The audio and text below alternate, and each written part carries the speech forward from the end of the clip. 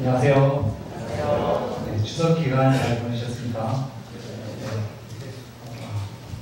추석 연휴에도 불구하고 우리 주님의 은혜를 사모해서 이 자리에 예배드리고 오신 여러분들 존경하고 사랑합니다. 네, 이 시간에 특별히 미국 시카고에서 오랜만에 온 안드레 요한들의 조세핀 성도님과 함께 예배드리게 되어서 감사합니다. 네, 오늘 저희가 함께 은혜 나눌 말씀의 제목은 새 언약입니다. 말씀은 누가복음 22장 1절 23절이고 요절은 20절입니다. 우리 요절 말씀 같이 한번 읽어볼까요? 시작.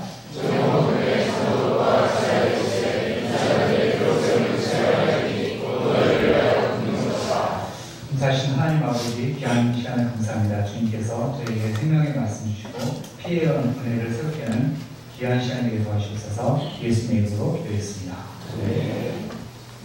네, 오늘 말씀은 예수께서 제자들에게 주시는 가르침 중에 가장 중대한 것이며 기독교의 근간을 이루는 것입니다. 오늘 말씀을 통해서 기독교의 핵심 진리를 새롭게 우리 심령에 새기는 귀한 은혜의 시간 되기를 기도합니다. 우리 1절 말씀을 보십시오. 1절 말씀을 지난 주간에 목자로 승격한 최윤혁 목사님이 주시겠습니다. 6월달에 하는 목표를 하라고. 목자로 승격하다니 갑자기 목소리가 들리거든요.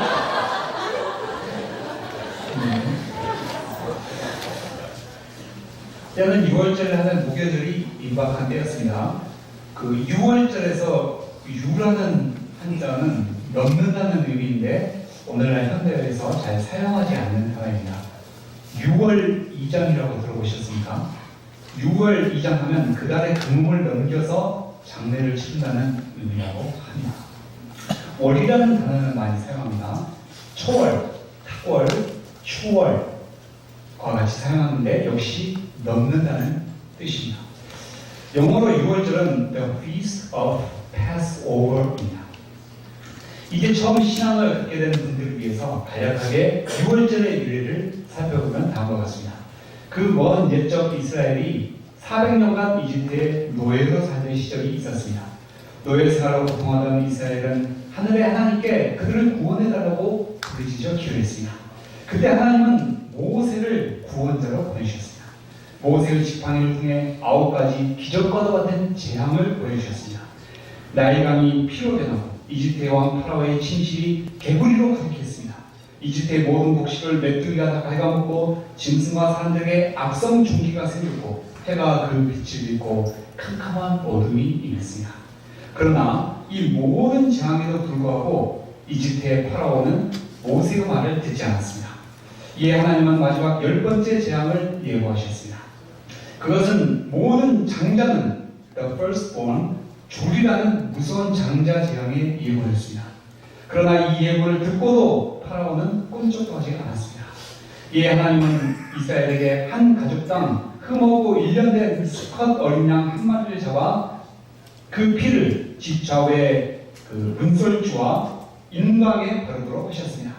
그리고 그 밤에 잡은 양을 구워 먹고 함께 무교병, 누룩을 넣지 않은 떡과 쓴 나물을 먹도록 하셨습니다. 무교병을 먹도록 하신 것은 그날 밤 곧바로 이집트를 떠나야 하므로 떡을 발효시킬 시간이 없기 때문이기도 하고 또 누룩은 영향력을 의미하므로 이집트에서 받은 세속의 영향력, 죄의 영향력을 떨어버리는 의미가 있습니다.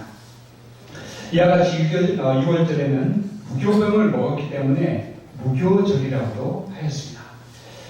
마침내 그날 밤 죽음의 사자가 이집트 온 땅에 임하였습니다. 모든 장자는 단 한 사람의 예외도 없이 그날 밤 다 엎드러져 죽었습니다. 그러나 죽음의 사자는 그 문에 어린 양의 피가 있는 집은 6월 패스오버 하였습니다. 죽음의 사자는 그 집안에 있는 사람이 유대인인지 혹은 착한 사람인지 혹은 학벌이 좋은지 혹은 죽이기에는 너무 아깝게 잘생겼는지 보지 않았습니다.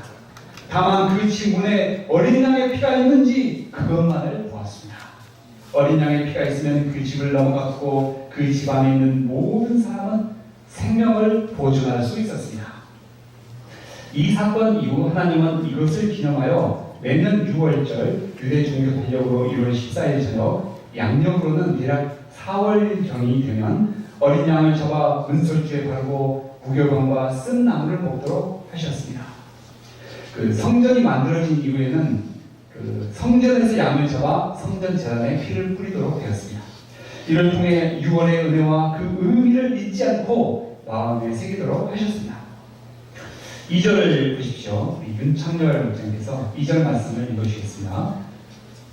대제사장들과 서기관들이 예수를 무슨 방법으로 죽일까 궁리하니 이는 그들이 백성을 두려워함이더라. 네, 감사합니다.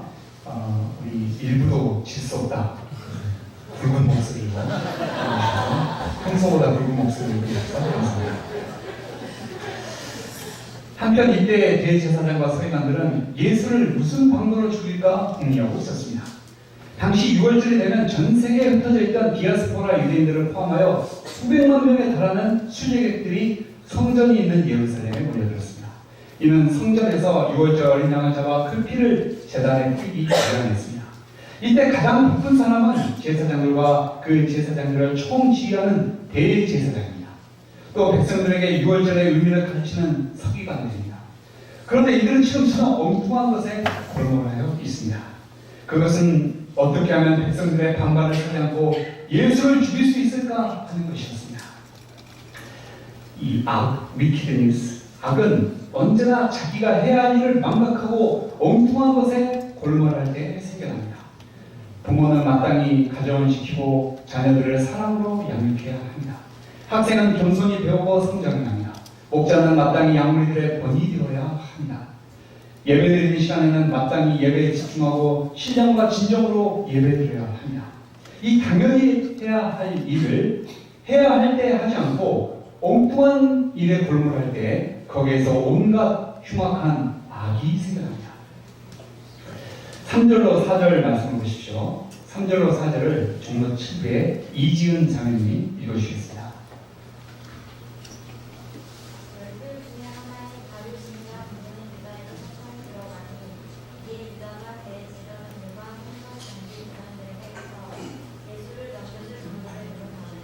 네, 감사합니다.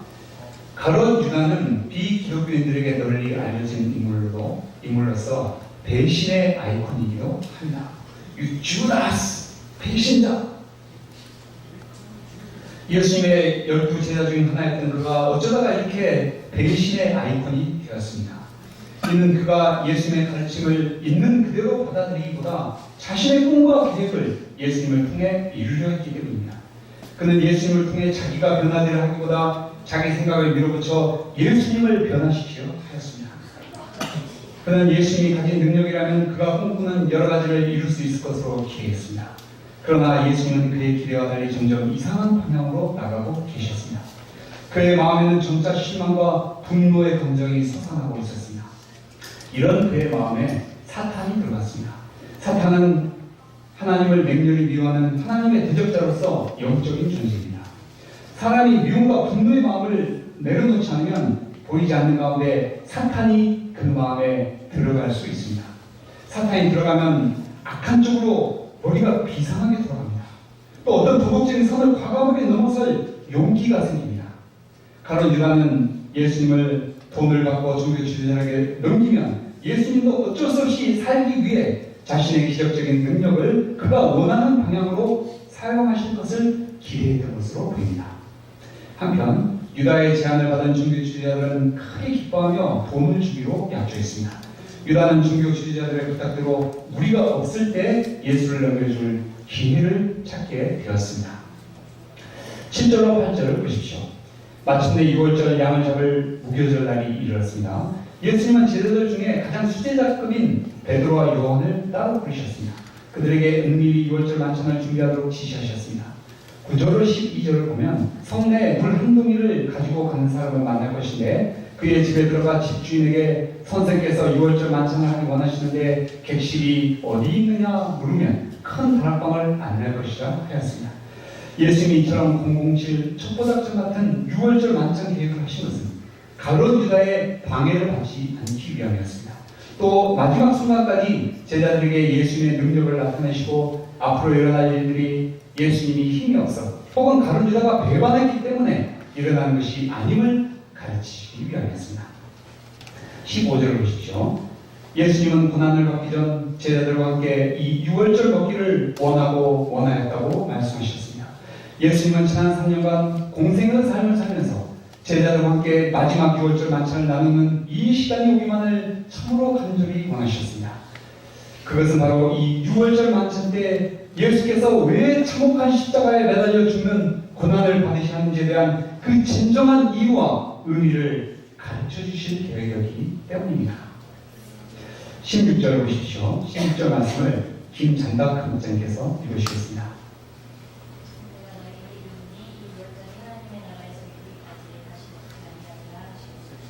네, 감사합니다. 6월절이 하나님의 나라에 이룬다는 것은 영어 성경을 보면 I will not eat it again until it finds fulfillment in the kingdom of God 이라고 되어 있습니다. 이는 구약의 6월절의 그 진정한 의미가 예수님을 통해서 fulfillment, 이루어지고 그 성취를 통해 하나님의 나라가 임하게 된다는 것입니다. 17절로 18절을 보십시오. 예수님은 포도주 잔을 받으시고 감사하게 하셨습니다. 그리고 이것을 제자들에게 서로 나누도록 말씀하셨습니다. 그리고 하나님의 나라가 임할 때까지 포도나무에 있는 것을 다시 마시지 아니하리라 하셨습니다. 이 말씀 역시 이 6월절 만찬 이후 그 6월절의 진정한 의미가 예수님을 통해 성취되고 하나님의 나라가 임하게 될 것을 의미합니다. 19절 말씀 우리 다 같이 한번 읽어보겠습니다. 시작.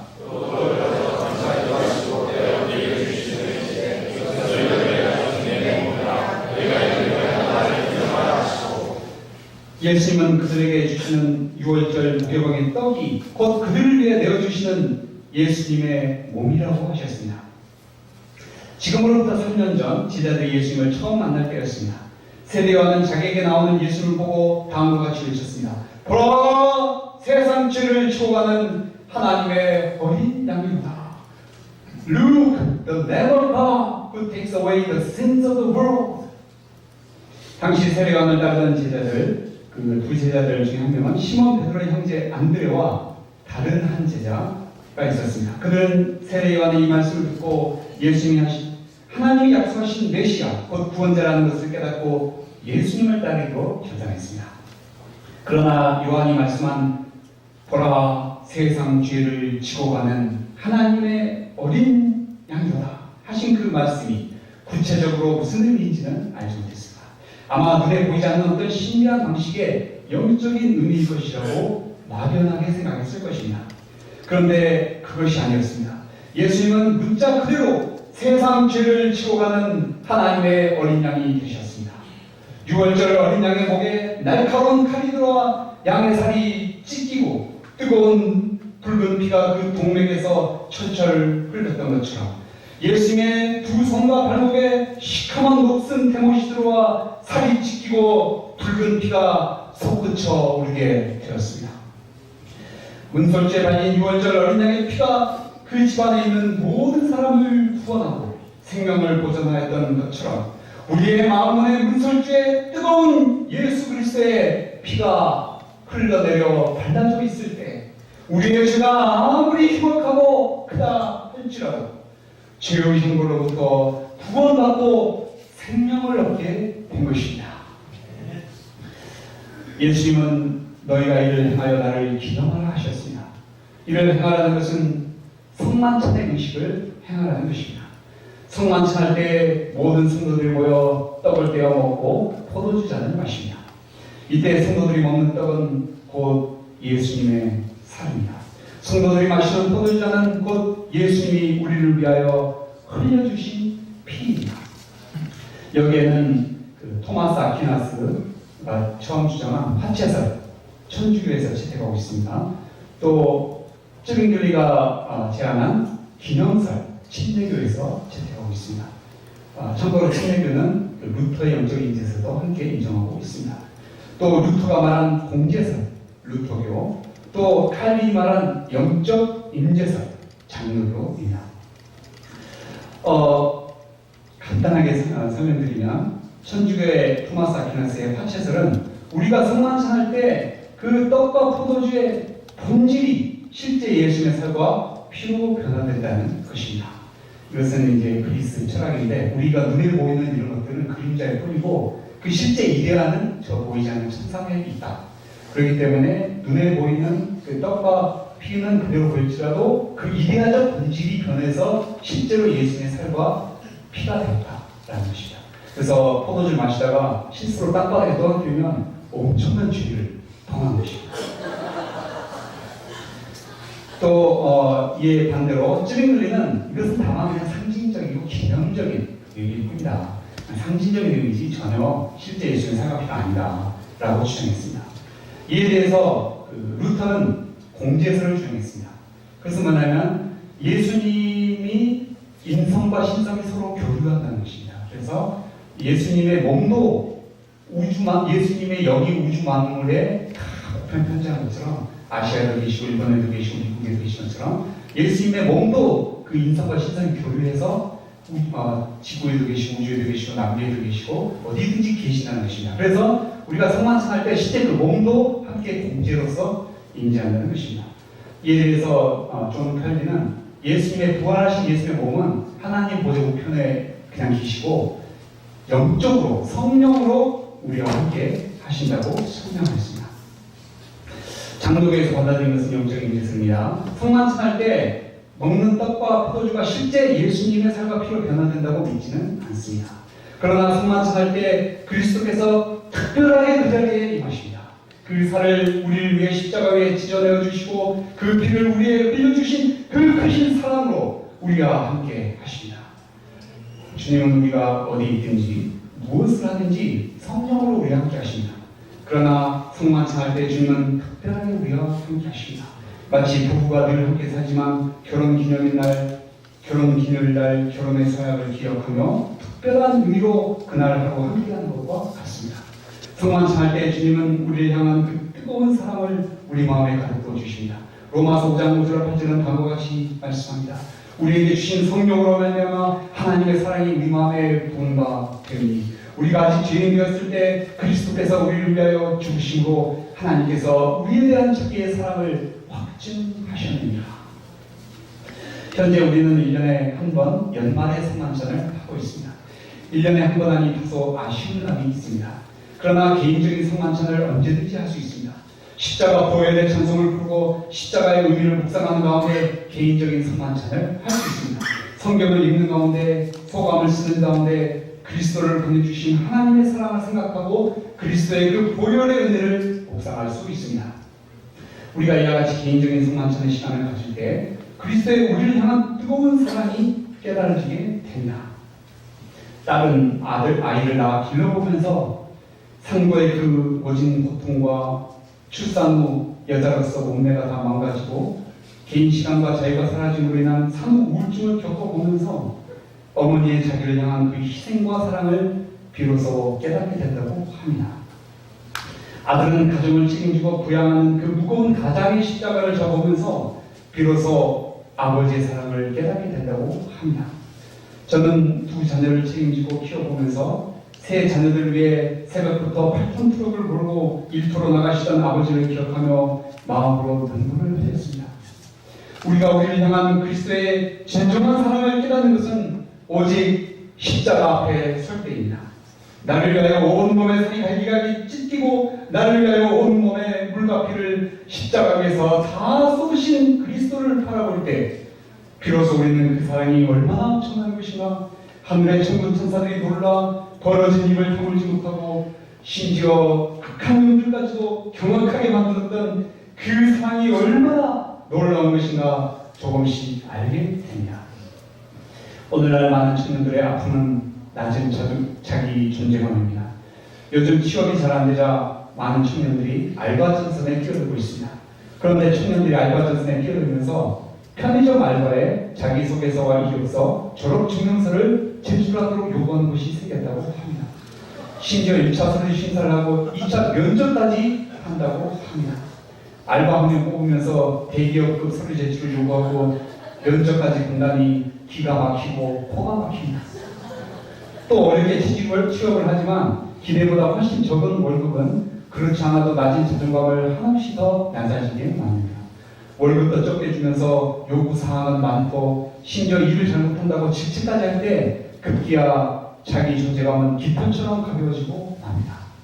당장 때려치고 싶지만 편의점 알바자리마저 구하기 힘든 시대, 또 한동안 백수로 살 것을 생각할 때 엄두가 나지 않습니다. 이렇게 깃털처럼 가벼운 존재감으로 세상을 살아간다는 것이 얼마나 힘든 일입니까? 길을 걷다가 바람이 불면 훅 날아가고 누가 나에게 지나가는 말로 한마디 하면 훅 날아갑니다.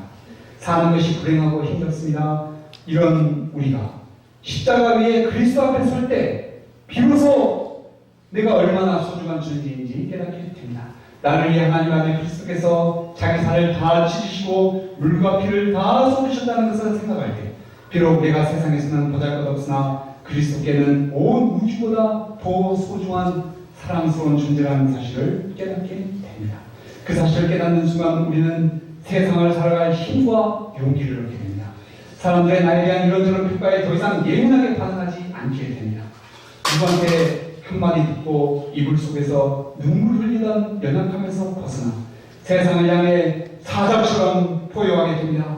예수께서 나를 사랑하신다. 자기 몸을 찢어내어 주시기까지 나를 사랑하신다. 우리가 연약해질 때마다 세상을 살아갈 힘을 잃을 때마다 다시 그리스도의 십자가 앞으로 나올 수 있기를 기도합니다. 거기에서 나를 향한 그리스도의 그 크신 사랑을 마음에 흠뻑 받아 세상을 이기고 승리할 새 힘을 충만히 던지게 되기를 기도합니다. 20절 말씀을 보십시오. 20절 말씀을 다 함께 보겠습니다. 시작.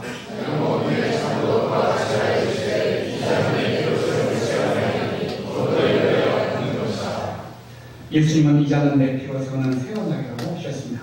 오늘날은 도장이나 사인을 사용하지만 고대의 언약을 세울 때는 짐승이 필요하였습니다. 짐승을 불로 쪼개고 언약의 두 당사자가 그 짐승 사이를 지나갔습니다. 만약 그 언약을 어기면 이 짐승처럼 쪼개져도 좋다는 의미였습니다. 예수님은 자신의 피로 제자들과 새 언약을 맺겠다고 하십니다. 새 언약이란 옛 언약이 있다는 의미입니다. 옛 언약은 이스라엘이 이집트의 노예 생활에서 벗어나 시내산에서 하나님이 주신 십계명의 말씀을 받을 때 맺어졌습니다. 하나님은 모세를 통해 말씀하셨습니다. 내가 애국 사람에게 어떻게 행하였음과 내가 어떻게 독수리 날개로 너희를 업어 내게로 인도하였음을 너희가 보았느냐. 세계가 다 내게 속하였다니 너희가 내 말을 잘 듣고 내 언약을 지키면 너희는 모든 민족 중에서 내 소유가 되겠고 너희가 내게 대하여 제사장 나라가 되며 거룩한 백성이 되리라. 곧 이스라엘 백성이 십계명의 말씀을 잘 지키고 하나님을 섬기면 이스라엘은 하나님의 백성이 되고 세계에 대해 제사장 나라가 되려는 언약이었습니다. 그런데 우리가 잘 알다시피 이스라엘 백성은 십계명에서 가장 중요한 우상을 숭배하지 말라는 계명을 어기고 가나안의 여러 우상을 숭배했습니다. 심지어 우상 숭배를 회개하도록 하나님이 보내신 선지자들을 돌로 쳐 죽였습니다. 그 결과 언약은 파괴되었습니다. 그러나 예레미야 31장 31절로 34절 말씀을 보면 하나님은 장차 이스라엘과 새 언약을 맺게 될 것을 약속하셨습니다. 바로 지금이 그 새 언약이 체결되는 순간입니다. 그러면 새 언약은 어떤 점에서 옛 언약과 차이가 있습니까? 첫째, 새 언약은 은혜 언약입니다. 하나님이 이스라엘과 맺은 옛 언약은 행위 언약이었습니다. 곧 이스라엘이 십계명과 율법의 말씀을 잘 지켜 행할 때 그 언약의 효력이 유효합니다. 이에 비해 새 언약은 은혜 언약입니다. 곧 내가 뭔가 행했기 때문에 그 대가로 받는 것이 아니라 하나님이 하나님의 일방적인 선물이요 은혜로 주신 것을 내가 믿음으로 받아들이는 것입니다. 여기에서 하나님의 선물과 은혜의 내용은 예수 그리스도의 피의 공로로 내가 제사함 받고 영생과 구원을 얻으며 하나님의 자녀가 되는 것입니다. 여기에는 일체 사람의 자기 의나 자기 공로가 있을 수 없습니다. 오직 그리스도의 십자가의 공로와 하나님께 죽기까지 순종하신 그리스도의 의가 있을 뿐입니다.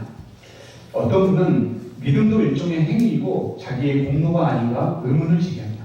그러나 어떤 왕이 그 백성의 어마어마한 빚을 다 탕감해 줬고 그 사람이 그 탕감을 받아들였다고 해서 그것이 그 사람의 의나 공로가 될 수가 없습니다. 또 일방적인 호의로 준 선물을 상대방이 받아들였다고 해서 그 받아들임이 그 사람의 의나 공로가 될 수 없습니다. 마찬가지로 하나님이 일방적으로 베푸신 은혜와 선물을 믿음으로 받아들였다고 해서 그것이 나의 의나 공로가 될 수는 없습니다. 믿음은 다만 거절하지 않고 받아들이며 하나님의 선물을 받는 통로일 뿐입니다. 그렇다면 이 사실이 의미하는 바가 무엇인가? 그것은 우리가 하나님 앞에 나아갈 때 나의 행위나 나의 공로를 위하여 나아가는 것이 아니라 오직 하나님의 크신 자비와 은혜를 의지하여 나아가야 한다는 사실입니다. 많은 이들이 지난날의 삶이 부끄러워 하나님께 나아가지 못합니다. 그러나 주님은 더 큰 주인이 주께 나오는 것을 기뻐하십니다. 왜냐하면 주님께서 더 큰 은혜를 그에게 부어주실 수 있고 더 큰 하나님의 사랑과 능력과 영광이 그를 통해서 나타나기 때문입니다. 혹 여러분 가운데 하나님이 두려우신 분이 계십니까? 주를 위해 헌신하고 많은 열매를 남긴 훌륭한 주님의 종이나 주님께 나아갈 수 있지 나 같은 별 볼일 없는 사람이 어떻게 거룩한 하나님 앞에 갈 수 있는가? 하나님의 자리 앞이 나 때문에 지저분해지지 않을까 생각하십니까? 주님께 내어놓기는 내 삶이 너무나 보잘것없고 나의 죄가 너무 부끄러워 주님께 나갈 수 없다고 생각하십니까? 주님은 날마다 주님 앞에 나오는 거룩한 의인 99 사람이다. 부끄러워 주님을 멀리 떠나 있던 보잘것없던 나 한 사람이 기나긴 방황의 종지부를 찍고 주님 앞에 있는 모습 그대로 돌아오는 날 너무도 기뻐서 하늘에서 천군 천사들과 함께 큰 잔치를 벌이십니다. 그러므로 용기를 내어 그의 자비하심과 크신 은혜를 의지하여 있는 모습 그대로 주님께 나오시기를 기도합니다. 진나가 강자가 돌아오기만을 광세 문 열어놓고 기다리시는 아버지 하나님께 지금 이 시간 담대하게 나올 수 있기를 기도합니다. 그때 주님께서 우리의 모든 죄를 용서해 주시고 우리를 하나님의 자녀 삼으시며 그리스도의 의의 예복을 입히시고 자녀의 표시인 금가락지를 손에 끼워주시고 아름다운 신발을 우리에게 신겨주실 것을 믿습니다. 둘째, 새 언약은 믿는 자의 마음에 새겨진 언약입니다. 예레미야 31장 33절을 보면 그러나 그날 후에 내가 이스라엘 집과 맺을 언약은 이러하니 곧 내가 나의 복을 그들의 속에 두며 그들의 마음에 기록하여 나는 그들의 하나님이 되고 그들은 내 백성이 될 것이라 하였습니다. 옛 언약은 돌에 새겨져 있습니다. 또 율법책에 기록되어 있습니다. 옛 언약은 내 마음은 어떻든지 기록된 율법의 내용대로 행해야 했습니다. 그러나 새 언약은 마음에 새겨져 있습니다. 이는 하나님께서 새 언약을 믿음으로 받아들이는 자들을 다시 태어나게 하시고 그들에게 새 마음을 주신다는 의미입니다.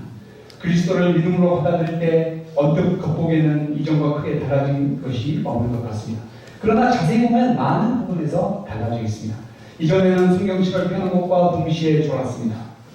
그러나 이제는 성경을 펴기만 하면 눈이 반짝거리고 또 때로 감동의 눈물을 흘립니다. 이전에는 하나님을 아버지라고 부르려고 하면 닭살이 돋았습니다. 그런데 이제는 아무 거리낌 없이 하나님을 아버지, 심지어 아빠라고 부르게 되었습니다. 이전에는 주일 아침 단장을 자지 못하고 놀러 가지 못하고 교회에 온 것을 끔찍하게 생각했습니다. 그러나 이제는 주일 아침 일찍 준비하여 주님께 예배드리러 오는 것이 일주일 중에 가장 기쁘고 즐거운 시간이 되었습니다. 이는 하나님께서 그를 다시 태어나게 하시고 그에게 새 마음을 주셨기 때문입니다. 옛 언약은 그 언약을 깰 경우 당할 무서운 심판에 대한 두려움이 동기가 되는 경우가 많았습니다. 그러나 새 언약은 하나님 주신 새 마음을 가지고 기쁨과 자원하는 마음으로 주를 섬기게 됩니다. 그리스도를 믿음으로 새 언약을 맺은 자들은 하나님이 청구하신 새 마음을 이미 받았습니다. 때로 우리가 세상을 살면서 내 마음이 전혀 새 마음이 아닌 것처럼 느껴질 때가 있습니다. 성경을 펴면 다시 졸리고 주일 되면 좀 졸다가 늦게 가고 싶고 근데 어떻게 내가 새 마음을 받았는가 생각합니다. 그러나 이는 새 마음을 받지 않은 것이 아니라 세상 죄의 누룩이 우리 마음에 끼어들었기 때문입니다. 돈을 사랑하는 마음, 세상 정욕, 이기심, 욕심과 탐욕의 누룩이 내 마음에 끼어있기 때문입니다. 시커멓게 끼어있습니다. 그러므로 회개의 눈물과 죄사함의 성령의 빗자루로 이 누룩을 깨끗하게 닦아내면 됩니다. 그러면 다시 주님을 뜨겁게 사랑하는 마음, 주님을 온 마음과 열정을 다해 섬기고 싶은 마음이 우리 안에서 용솟으시게 됩니다. 현재 우리의 마음은 어떤 상태에 있습니까? 혹 시커먼 곰팡이 같은 누룩이 내 마음 구석구석 끼어있지 않습니까? 그 누룩이 하나님을 사랑하는 마음을 쉽게 하고 하나님을 섬기고 싶은 열정을 사라지게 하고 있지는 않습니까? 이번 주 본문 말씀을 깊이 묵상하는 가운데 누룩을 제거하는 영적 청소의 시간, 은혜의 시간 되기를 기도합니다. 이 시절을 다시 보면 이 잔한 내 피로 세우는 새 언약이 곧 너희를 위하여 붙는 것이라 하셨습니다. 새 언약이 맺어지게 된 것은 주님께서 십자가에서 나를 위해 피를 흘려주셨기 때문입니다. 주님께서 나를 자녀로 받아주시고 사랑하시는 그 사랑의 기초요 근거가 예수께서 나를 위해 십자가에서 피를 흘려 주신 것입니다. 기독교의 모든 기쁨과 은혜와 힘의 근원이 예수 그리스도의 피에 있습니다. 우리가 때마다 이 피의 은혜를 기념하고 기억하고 묵상하는 가운데 큰 힘을 얻어 모든 내적 외적 어려움을 이기고 승리할 수 있기를 기도합니다. 이 11절 23절에서 예수님은 가룟 유다의 배반을 인내하고 계시는 말씀하셨습니다. 하지만 그의 이름을 직접 거론하지 않으심으로 그와 회개할 수 있는 기회를 주셨습니다. 더 나아가 예수께서 십자가에 죽으신 그의 배반의 결과가 아니라 인류 구원을 위한 하나님의 예정하신 계획을 말씀하셨습니다. 결론입니다. 예수님은 그의 피로 우리와 새 언약을 맺으셨습니다. 성만찬과 긴 경건 시간을 통해 주님은 이 피의 은혜를 기념하고 기억하기 원하십니다. 이를 통해 주님의 사랑을 알고 그 사랑에 이기고 세상을 이기고 승리하기 원하십니다. 우리가 때마다 피의 은혜를 기억하고 기념함으로 승리하는 가을이 되기를 기도합니다. 다 같이 읽은 말씀인 20절 읽겠습니다. 시작.